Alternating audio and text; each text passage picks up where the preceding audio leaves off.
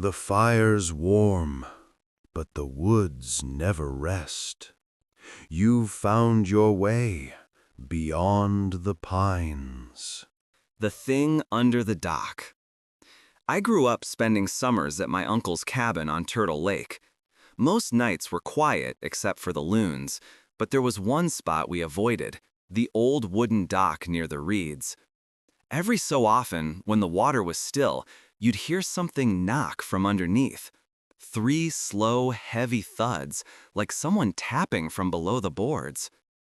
My uncle always said it was just fish brushing the pilings, but fish don't knock. I tried to ignore it growing up, but last summer I stayed at the cabin alone for the first time. The second night there, just after midnight, I went down to the dock with a flashlight. The lake was calm, flat like glass, and I remember thinking how quiet everything felt right before I heard it again. 3 knocks, slow, hard enough that I saw the boards tremble under my feet. I crouched down and shined the light between the slats, but the beam only cut into black water. Then, for just a second, I saw bubbles rise. Not a few, but a steady stream, like something breathing. I backed up fast, nearly slipped on the wet boards, and stood there listening.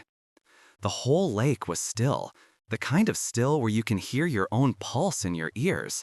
And under that quiet came a slow, scraping sound, like claws dragging along the dock post. I called out, just a quick hey, more out of nerves than anything, but the second the word left my mouth, the water rippled. It started near the reeds and spread toward me in a single line, steady and fast, like something swimming just under the surface. I took a step back, the boards creaking under me, and then 3 knocks, louder this time. I bolted for shore, but stopped halfway down the path. The lake went still again, like nothing had happened. I stood there in the dark, flashlight shaking in my hand, waiting for another sound. When I finally turned back, I saw a wet handprint on one of the dock boards.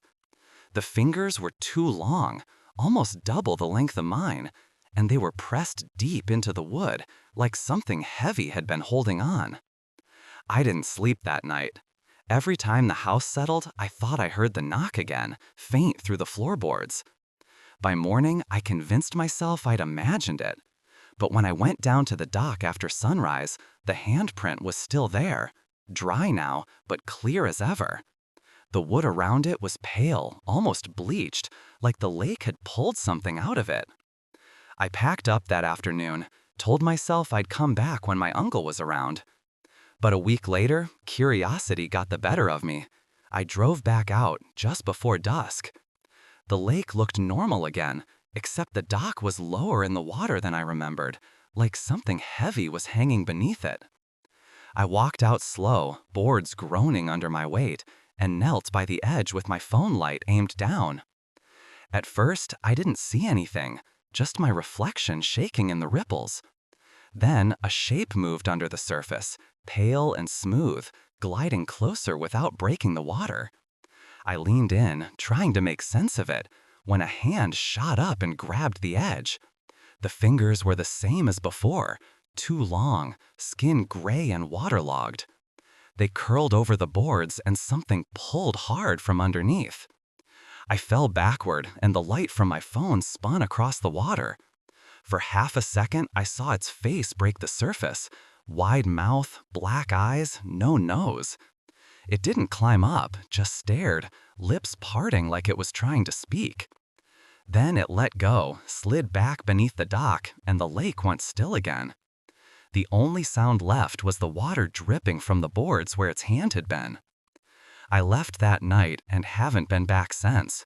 My uncle sold the place a few months later, said the water level kept dropping no matter how much rain we got. Sometimes I still dream about that dock. In the dream, I'm standing at the edge, staring down into the black water, and I can hear something knocking from underneath, waiting for me to answer. Highway 51. I've been driving trucks for almost 20 years, mostly runs through Wisconsin and the UP. There's this stretch of Highway 51 north of Merrill that I hate taking after dark. It's long, flat, and empty. Just blacktop and pine trees that never seem to end. A few months back, I was hauling a load up toward Tomahawk when I saw her. A woman standing on the shoulder, barefoot, one arm raised like she was trying to flag me down. At first, I figured she'd hit a deer or her car broke down, but there wasn't a vehicle anywhere in sight. Just her, standing under the beam of my headlights. She didn't move when I slowed down, just stared straight at me with her head tilted a little, like she was trying to recognize me. Something about it felt off, but I pulled onto the shoulder anyway. I rolled down the window and asked if she needed help. Her voice was quiet, but clear enough to hear over the engine. She said her car had gone into a ditch up the road and asked if I could take her to the next gas station. I told her to climb in. She hesitated for a second, then opened the passenger door and sat down. Her feet were muddy, dress torn at the bottom, and her hands were freezing when she buckled the seatbelt. We drove in silence for a while. She kept glancing at me, like she wanted to say something but couldn't get the words out. I asked where exactly her car went off, but she just shook her head. The heater was on full blast, but she didn't seem to warm up. After a few miles, she asked what time it was. When I told her, she whispered, "That's about when it happened," and turned to look out the window. A minute later, she asked if I'd seen anyone else on the road tonight. I told her no, just her. She nodded, real slow, and said, "That's what I was afraid of." I looked over, and her face had gone pale, almost gray in the dashboard light. I asked what she meant, but before she could answer, the cab went cold, like someone opened the door in the middle of winter. I glanced over again, and her hands were gripping her knees so tight her knuckles looked bruised. The nails seemed longer than before, dark at the tips. I tried to laugh it off, said she must be freezing, and reached to turn the heat higher. She didn't answer. When I looked up, the reflection of her face in the windshield didn't match what was sitting next to me. Her mouth was open wider, eyes glassy and black like wet stone. I slammed the brakes, and the truck fishtailed before coming to a stop on the shoulder. She didn't move at all, just turned her head toward me, slow and stiff, like her neck didn't work right. Her skin had gone gray, stretched thin across her face, and when she finally spoke, her voice came out doubled, like two people talking at once. "You shouldn't have stopped," it said. I threw open my door, but before I could hit the ground, something yanked me back. Her hand clamped around my arm, cold, strong enough that I heard the fabric of my jacket tear. I looked down and saw the nails had split into sharp points, curling under like claws. She leaned close, her breath sour and hot, and whispered, "It's been so long since anyone stopped." I kicked at her and stumbled out onto the road. My flashlight had rolled under the seat, so the only light came from the truck's headlights cutting through the trees. She crawled out after me, moving on her hands and feet like an animal, bones cracking each time she shifted. Her mouth kept widening, skin splitting at the corners until it looked more like a wound than a face. I backed away, step by step, until I hit the guardrail. The truck's engine was still running, low idle rumbling behind her. She stood up now, taller than before, shoulders hunched, eyes shining like wet glass. For a second I thought she was smiling, but then I saw the rows of teeth pushing through where her gums should have been. She took one step toward me, and I froze. She moved fast, one blur of gray and teeth. I felt her hit me square in the chest, knocking me over the rail and into the ditch. The headlights threw her shadow across the snow as she climbed down after me, joints cracking with every step. Her mouth kept widening, skin splitting at the corners until it looked more like a wound than a face. I backed away, step by step, until I hit the guardrail. The truck's engine was still running, low idle rumbling behind her. She stood up now, taller than before, shoulders hunched, eyes shining like wet glass. For a second I thought she was smiling, but then I saw the rows of teeth pushing through where her gums should have been. She took one step toward me, and I froze.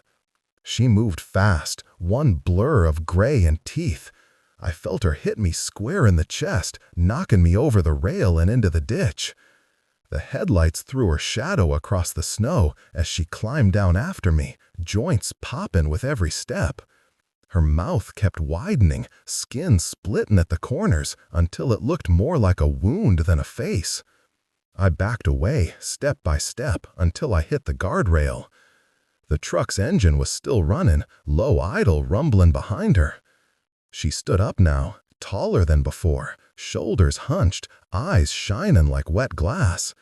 For a second I thought she was smiling, but then I saw the rows of teeth pushing through where her gums should have been. She took one step toward me, and I froze. She moved fast, one blur of gray and teeth. I felt her hit me square in the chest, knocking me over the rail and into the ditch.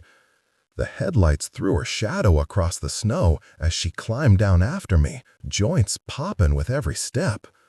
I tried to crawl backward, lungs burning, but she was already there, crouched over me.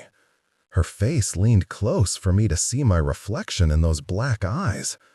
Then the silver cross around my neck slipped out from under my shirt and swung between us. She froze, hissed, and stumbled backward into the dark. By the time I stood, she was gone. I climbed back into the truck, bleeding and shaken, and drove until the sun came up. I filed the report with the state police the next morning. They searched that stretch of 51 and never found a trace. No footprints, no sign of anyone walking the road. I don't drive nights anymore, not on that highway. Every now and then, I'll see someone standing by the shoulder in my headlights, hand raised just like hers, and I keep going. I don't stop for anyone anymore. Something in the cornfield. I've worked the same cornfields my whole life. My dad ran this farm before me, and his dad before him. Out here near Marshfield, the nights get quiet enough that you can hear the power lines hum. I used to like that sound, steady, predictable. But last September, during harvest, I started hearing something else. It wasn't the wind or the crickets, it was whispering. It started one night after I finished unloading. The combine lights were still cutting through the rows, and I was walking the edge of the field to close the irrigation gate when I heard it. Soft, almost playful, like someone talking just low enough that I couldn't make out the words. I called out, thinking maybe one of the neighbors had stopped by, but the whispering didn't stop. It just moved, shifting a few rows deeper each time I spoke. I figured it was kids messing around, so I grabbed my flashlight from the truck and pushed into the corn. The stalks were dry and loud, every step crunching under my boots. The whispering stayed at a steady distance ahead of me, just far enough to make me keep walking. After about 50 yards, the rows opened into a small clearing I didn't remember planting. The dirt was bare and smooth, and right in the center was a single perfect circle pressed into the soil. I stepped into the clearing and ran the flashlight over the ground. The soil looked pressed flat, smooth in the middle, rougher toward the edges where the corn bent inward. A few stalks were broken clean off, still dripping sap down the stems. When I knelt to check the dirt, something warm brushed the back of my neck, and a whisper slid past my ear, close enough that I could feel it. I spun around fast, light shaking in my hand. The rows behind me rustled like something was moving through them, steady and heavy. I called out again, but my voice sounded small in the dark. The sound kept circling me, pressing closer with each turn, until I could see the tops of the stalks bending one after another. Something was pacing the edge of the clearing. I aimed the light toward the noise, and for a second the beam caught something low to the ground. It moved fast, slipping between the stalks, too quick to see clearly. I ran for the truck, boots catching in the roots.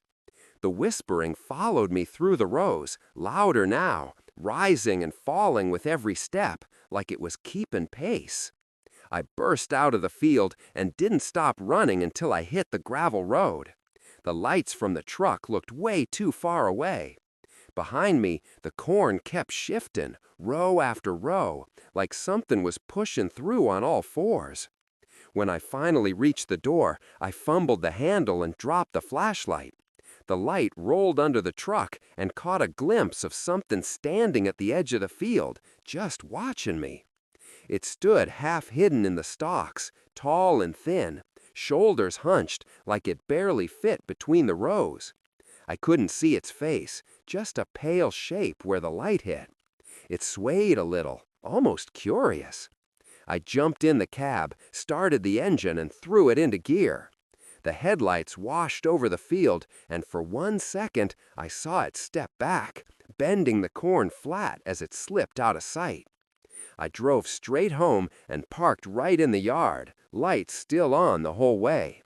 My hands were shaking so bad I could barely pull the keys out.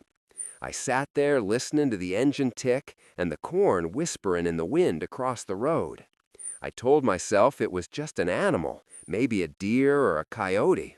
But when I went back the next morning, the clearing was gone, like the rows had grown back overnight. A week later, I cut the whole section down early and planted hay over it. Haven't gone near that side of the field since. Some nights, when the wind dies, I still hear it, soft rustling from the far edge, like something walking the rows again.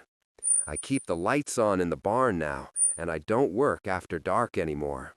Not out there. The Static Channel. Name's Tom Jensen. I'm 53, born and raised just outside Rhinelander. I work maintenance at the paper mill, nights mostly. Been there long enough to know which machines you can trust and which ones will take a finger if you get lazy. When I'm off the clock, I spend most of my time in the garage, fiddling with old radios. My wife says I like the static more than I like people, and maybe she's right. The noise helps me think. It happened on a Tuesday night in January, the kind of cold where the air burns your nose if you breathe too deep. I was tuning across the bands, just killing time, when the static broke and a voice came through. A man asked, "Can anyone hear me?" The tone was steady, like he'd been waiting a long time for someone to answer. I figured it was some guy from downstate, maybe testing his range, so I keyed the mic and said, "Yeah, I hear you. What's your call sign?" For a while, all I got was static. Then he said one word, "Finally." I don't know how to explain it, but it didn't sound right. Like when someone's too close to the microphone and you can hear their breath more than their voice. I asked where he was broadcasting from. He said, "Close." That was it. Just close. I thought he might be messing with me, so I laughed and told him he had a good signal for being so vague. Then he said my name, clear as day. I hadn't given it to him, hadn't said anything but the call sign. The second I heard it, I felt this cold roll through me, like the garage got smaller all at once. I leaned toward the mic and asked how he knew my name. The voice came back softer this time, almost casual. He said, "She's in the house, isn't she? Red hair, blue robe. She's making tea." I froze. My wife, Carol, was home. She'd gone to bed in that same blue robe not 20 minutes earlier. I told myself it was a guess, a lucky one, but my hands were shaking when I asked who he was. He said, "I've been trying to reach you, Tom. The others don't listen." I asked what he meant, but he just laughed. It was a dry, crackling sound that blended with the static. I could hear Carol moving around upstairs, the kettle clicking on. I almost called out to her, but the voice came through again and said, "Don't. She can't hear you right now." I sat there staring at the radio, trying to figure out how he could know what was happening in my house. The signal meter wasn't even moving. I turned the volume down, but the voice stayed clear. It said, "You've been calling into the dark all these years." I answered. I told him to cut it out, that I wasn't in the mood for games. He said, "Then why did you open the door?" The garage lights flickered when he said it, just once, but enough to make me glance at the breaker box. When I looked back, every dial on the radio was shifting on its own. The mic clicked, even though my hand wasn't near it. I heard him breathing through the speaker, steady, close. Then, real quiet, he said, "I'm not outside anymore." I shoved the chair back and stared at the door to the house. The radio was still on, the static rising and falling like it was breathing with me. Then, the basement light inside flicked on. I hadn't touched that switch in years. It was behind a pile of boxes. The voice came through again, calm as ever. "She's calling for you, Tom. You should go see." I went inside and called for Carol, but she didn't answer. The kettle was still whistling on the stove, so I turned it off and set it aside. The house was quiet, except for the clock in the hallway. I stood there for a minute, trying to listen for her footsteps. Then I heard my name again. Same voice from the radio, only this time it came from the basement. I grabbed a flashlight from the counter and started down the steps. The bulb at the bottom was on, swinging a little like someone had just walked through. The air smelled damp, like wet concrete. I called her name again, and the light stopped moving. Then the radio in the garage came back on by itself. I could hear it through the floor, and the voice said, "You shouldn't have left me alone." The sound of the radio kept leaking through the floor, mixed with this slow tapping, like someone hitting a pipe. I took another step, and the flashlight flickered. When it came back on, a man was standing in the corner by my workbench. He didn't say anything. I held the light on him and asked what he was doing in my house. He didn't move or answer. His head tilted a little, and I saw his mouth start to open, slow and stiff, like he had to remember how. The voice that came out wasn't from across the room. It came through the radio speaker behind me. "You left the door open, Tom," it said. "Now we can talk face to face." I turned toward the stairs, but the door at the top slammed shut. The light in my hand was shaking so bad the beam kept jumping across the walls. The man started walking toward me, one step at a time, the sound of his boots dragging on the concrete. His eyes were black all the way through, like burned glass. I backed up until I hit the wall. The radio upstairs was still on, hissing between words. He stopped a few feet away, close enough for me to smell the dirt and rust on him. He leaned his head to the side, like he was listening to something I couldn't hear, and said, "You called me. You asked for a voice in the dark." I said I didn't call anyone, but he shook his head. The light hit his face, and his skin was tight and dry, like old paper.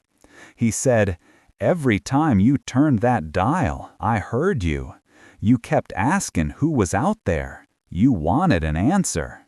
He stepped closer, and the floor started to vibrate under my boots, same low tone as the static from the radio. The radio upstairs got louder, voices piling over each other until it was just noise. The man leaned in close, his breath hot and sour, and said, "You belong to me now, Tom." I swung the flashlight at him, and it cracked against his jaw, but there was no sound, no reaction. He just smiled and said, "That won't help." I ran for the stairs. The light bounced across the walls, catching the workbench, the shelves, then nothing but steps in front of me. The door at the top opened before I reached it. The sound from the radio poured down the stairs, a jumble of voices shouting my name over and over. I hit the switch by the door, and the garage lights cut out. Everything went black, except the glow from the radio. I stumbled toward it, trying to pull the plug, but the cord felt hot, like it was running through my hand. The man's voice came through again, Calm this time. I don't need the radio anymore, he said. You invited me in. Then the light in the garage flicked on by itself, and he was standing right beside the workbench, face inches from mine. He raised his hand and pressed it against my chest. It felt like holding bare wire, heat and pressure all at once. I couldn't move. The sound from the radio started to fade, one voice at a time, until it was just static again. He leaned close to my ear and said, "It's your turn to call." Then the light blew out, and the garage went dark. When the lights came back, I was on the floor. The radio was off, cord still in my hand. The clock on the wall said it was after sunrise, but the last thing I remembered was midnight. My chest burned where he touched me, skin red like a sunburn, in the shape of a hand. Carol was gone. Her car, her clothes, everything, just gone. I called everyone, neighbors, her sister, the police. They searched the house, the woods, the lake, no trace. They asked why the radio was torn apart, why the breaker was flipped, why there were footprints in the dust that didn't match mine. I didn't have answers. I just told them she'd been home when I heard the voice. They stopped coming by after a few weeks. I kept the garage locked, but some nights I could still hear the static through the door. I tried throwing the radio once, but it was back on the bench the next morning, plugged in and humming. Last week, the voice came through again. It said, "She's waiting, Tom. Just call me back." I haven't touched the dial since. I keep the garage light on, and I sleep in the living room where I can see the door. Some nights the static starts on its own, real low, like it's breathing under the noise. I try not to listen, but sometimes I catch myself reaching for the mic anyway, just to say her name.